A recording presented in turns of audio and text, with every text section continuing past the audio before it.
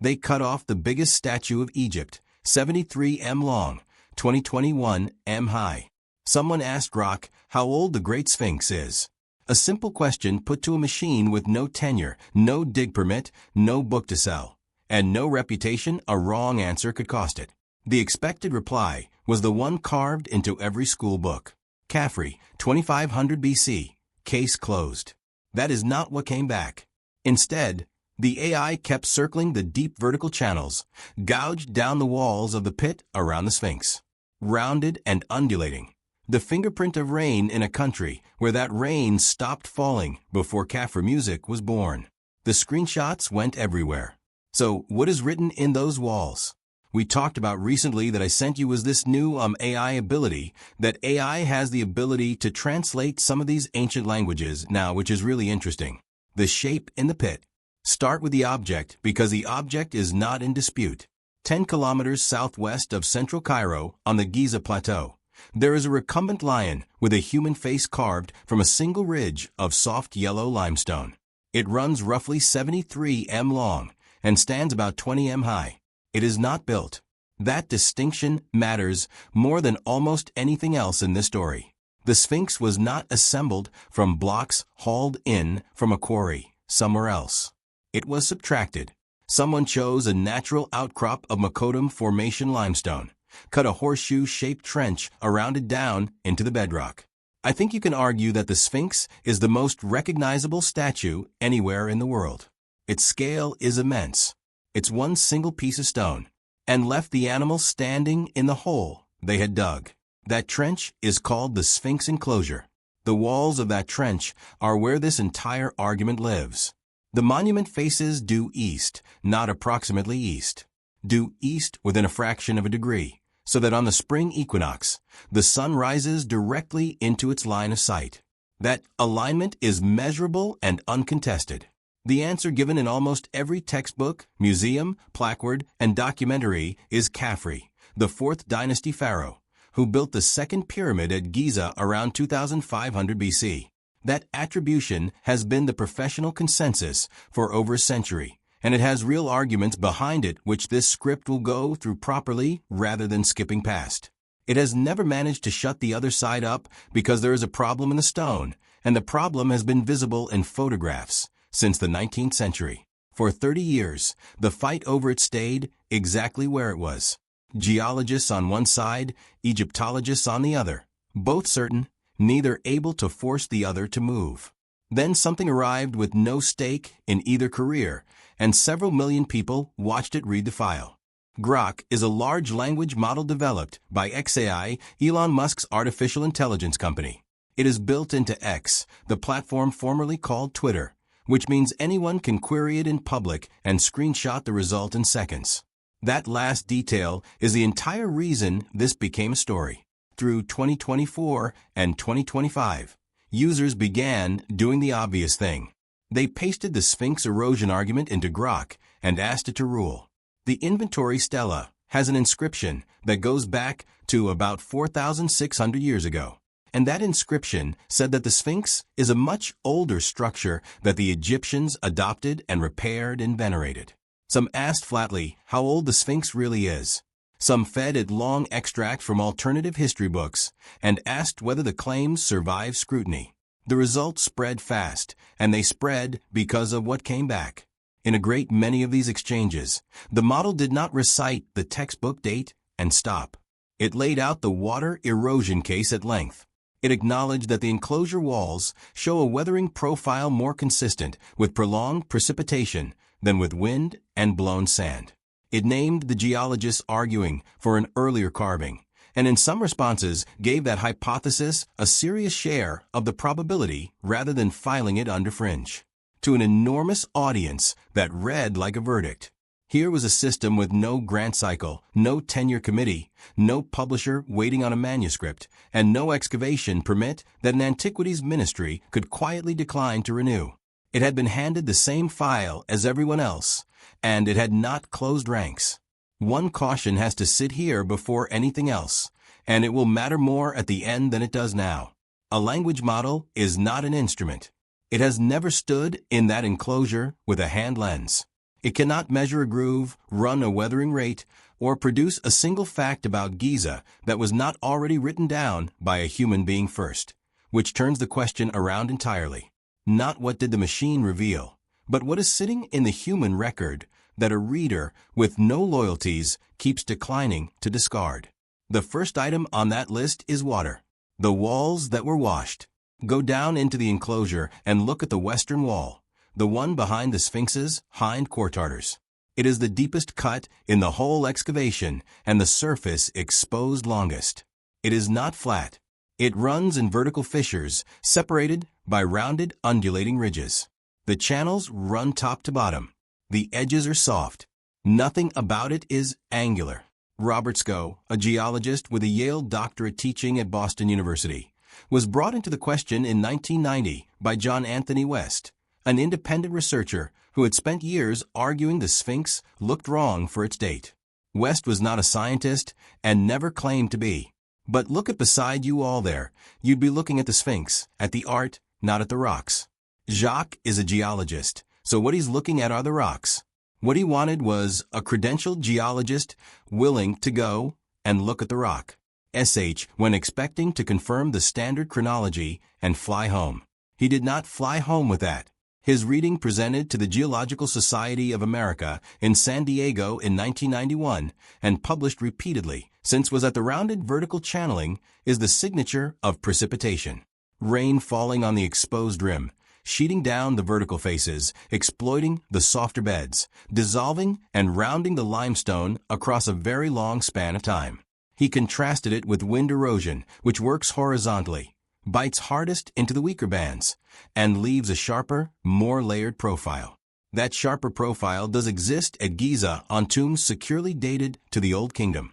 And Jacques argued the difference between those surfaces and the enclosure walls was not subtle. Then comes the part that makes the argument dangerous. Egypt is a desert and has been one for a long time. The African humid period, when monsoon rains pushed north and the Sahara held lakes, grassland, and grazing herds wound down through the Middle Holene. By the time Old Kingdom crews were working at Giza, the region was arid and essentially the way it is now. If the deep channeling on those walls really is rainfall, the rain that made it did not fall during Khafre's reign. Because during Khafre's reign, it was not falling. Jacques' own conclusion was deliberately conservative. He did not claim a lost civilization. He proposed that the core body and the enclosure were cut earlier than the 4th dynasty in a range he has placed variously between roughly 7,000 and 5,000 BC, with later Egyptians inheriting the monument and folding it into their own complex. The claim he has been most insistent on is the narrow one. The weathering does not match the climate the monument is supposed to have lived through. That claim has been in the technical literature for over 3 decades. It has never been quietly withdrawn, and it has been attacked hard by people who are not fools. That collision is exactly the kind of ground this channel exists to walk, where the evidence stops agreeing with the textbook. The honest move is to report the argument rather than sell a verdict. And that takes longer than picking a side. If that is the version of this subject you want, subscribe because the counter case is next, and it is stronger than the internet has been telling you. When I walk the Giza Plateau, every time I'm always taking pictures because I'm always seeing something new. It's like my notebook. What the Egyptologists say back. The orthodox position is not institutional stubbornness. And any fair version of this story has to give it full weight. Mark Leonard, the archaeologist who has spent more time mapping the Sphinx and its surroundings than almost anyone alive, argues that the monument is embedded in a 4th dynasty architectural system. The Sphinx temple sits directly in front of it. Khafre's Valley Temple sits beside it. The causeway running up to Khafre's pyramid, music passes right by. Blocks used in the Sphinx temple appear to have been quarried out of the enclosure itself, which would mean the cutting of the trench and the raising of the temple were one operation. Undo that, and you have to explain why a temple built from the Sphinx's own waste rock happens to be Khafre's. Music. The geological rebuttal is equally specific. K. Lalgori, a limestone specialist, argued that the rounded profile can be produced without heavy rain at all through salt crystallization and moisture cycling inside porous rock, a process that swells, flakes, and rounds a surface from within. James Harold proposed wet sand held against the walls during the long periods when the enclosure was buried, which would attack the stone chemically across millennia, without requiring a green Sahara. Zahi Hawass, for years the public face of Egyptian antiquities, has rejected the older dating outright, and has repeatedly returned to one objection above all others. No settlement debris, no music tools, no pottery, no waste, none of the material residue that a large, organized workforce inevitably leaves behind has ever been found at Giza in the older range. That is the heaviest fact in the entire debate. Carving the Sphinx was not a weekend project. It meant removing thousands of cubic meters of rock and crews, food supply, tools, water, waste, organization on a scale that leaves rubbish. Rubbish is the thing archaeology is best at finding. At Giza, the rubbish that has been found is 4th dynasty, including the worker settlement Leonard excavated south of the plateau. There is a stylistic argument, too, which gets less airtime than it deserves. The headdress is a Nemes, the striped royal headcloth rendered in a way consistent with 4th dynasty convention. The face carries traces of the ceremonial beard and the cobra at the brow. Those are period markers.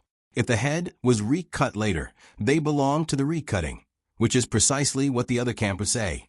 An Egyptologist looking at the whole figure sees coherent Old Kingdom royal iconography sitting inside an Old Kingdom architectural complex, and asks why that should be discarded on the strength of a weathering profile other geologists dispute.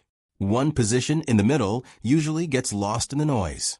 The British geologist Colin Rear accepted that the enclosure weathering looks like rain damage, but concluded it pushed the carving back only a few centuries, music, into the early dynastic period, not a lost civilization, just an older Egypt than the label admits. So, the file has 2 strong sides and no knockout, which is exactly what makes the machine's behavior worth looking at in detail, rather than in headline form. The Sphinx that we know today, the Sphinx from the Great Pyramids of Giza, is the most famous of all sphinxes. But there are sphinxes all over ancient Egypt. There are smaller sphinxes. There's an avenue full of sphinxes between the temples. What the machine actually returned. The screenshots that spread through 2025 were not one answer. They were hundreds. And the differences between them are more revealing than any single response. The first pattern is that phrasing moved the needle. Asked flatly how old the Great Sphinx is, the model would generally lead with Khafre and 2500 BC. Then note a minority geological challenge, asked to evaluate the water erosion evidence on its merits. It went the other way around, opening with Schock's reading of the enclosure walls, treating the rainfall interpretation as a live scientific position, and putting the orthodox date in the chair of the thing being tested. Same material, different center of gravity, depending entirely on where the question stood. The second pattern is what happened when people fed its source material. Users who pasted in long extracts from alternative history writers got answers that ran with that framing, elaborating on precession, lost inheritance, and catastrophe. Users who supplied nothing but the geological dispute got noticeably drier output, more hedging, more explicit flagging of what remained unresolved. The model was not adjudicating. It was extending whatever it had been handed. Music. The third pattern is the one that should be quoted back at everybody who treated these screenshots as a verdict. Across the neutral prompts, the objection Grok kept returning to as the strongest single argument against an earlier Sphinx was not stylistic and not architectural. It was the missing debris, the absence of Old Kingdom scale settlement evidence, tools, pottery, and workforce residue anywhere in the older window. It surfaced that point repeatedly unprompted. In exchanges, people were screenshotting specifically to prove the establishment wrong. Notice what that means. The machine that supposedly broke ranks was, in the same breath, handing the establishment its best weapon that did not travel. The half of the answer that read as rebellion traveled. The half that read as caution was cropped out of frame. Reported figures should be treated carefully here. Numbers did circulate in these threads. Confidence percentages and probability splits attached to the older dating, and they varied between screenshots of the same question. A model asked to quantify its own certainty will produce a number. And that number is a description of language, not a measurement of limestone. Where this script gives you specifics, it gives you the behavior, because the behavior is checkable and the figures are not. What the behavior shows is consistent and on reflection unremarkable. A system reading the whole corpus without a career to protect finds a dispute with two serious sides and does not declare a winner. 30 years of confident dismissal had left a great many people assuming there was no dispute at all, which is only the first of 4 separate lines of argument. The next one is not about dates. It is about the fact that the head of the Sphinx is the wrong size, and almost nobody talks about why it is extraordinary that one family in the space of about 60-70 years had managed to transform the face of Egypt for millennia to come. The head that does not fit. Stand in front of the monument, and something feels wrong before you can name it. The body is vast and low and long. The flanks of a great reclining animal sprawling across the enclosure floor. At the front of it sits a head that seems too small, not marginally. Noticeably, as though it music belongs to a different creature. Tourists notice and shrug. Guides mention it and move on, filing it under the artistic conventions of the period. West would not file it there, and neither would Shock. Their argument runs on 2 tracks. The first is proportion. When a sculptor carved a lion as a single unified figure, the head sits in a predictable ratio to the body. The Sphinx's head does not. Music. It is markedly undersized for the animal beneath it. Here is the mechanical point that gives the observation teeth. When you recut a large form into a smaller one, you are limited by the block you inherit. You can remove music stone. You cannot add it. So a head that has been reduced will always end up too small for its body, and it will end up exactly as small as the surviving material forced it to be. The second track is weathering. The head and neck do not carry the deep rolling, vertical channeling that covers the lower body and the enclosure walls. Their surface, whereas different in character. If 2 parts of the same monument cut from the same ridge, standing in the same, whether show different erosion signatures, something has to account for the difference. The mainstream explanation is straightforward. Geology. The Sphinx is cut through several stratigraphic members of the Macadam Formation, and they are not equally durable. The head sits in a harder, more resistant upper layer. The body sits in softer, more friable rock below. Different hardness, different decay. No recarving required. Schalke's response is that hardness music explains the rate of weathering, but not the type. There is a second factor nobody disputes. For most of its music existence, the Sphinx was buried to the neck in sand. The body spent millennia sealed while the head stood exposed. That alone guarantees the 2 surfaces lived very different lives. Asked about this specifically, the model tended to do something people found frustrating. There aren't many creatures' music in world history that have such a lasting legacy as the ancient Egyptian Sphinx. It gave the stratigraphic explanation first. Described the recarving hypothesis as music speculative rather than refuted, and declined to rank them, which is the correct handling of a question with no decisive evidence on either side and reads as evasion to anyone who wanted a verdict.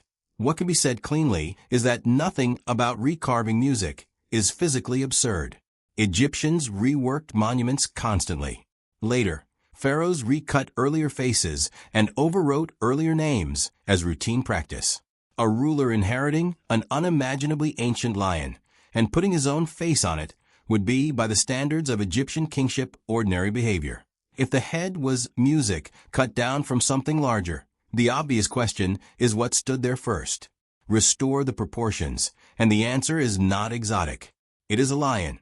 Music, a correctly scaled leonine head on a leonine body and animal entire, which is where one researcher asked the question that turns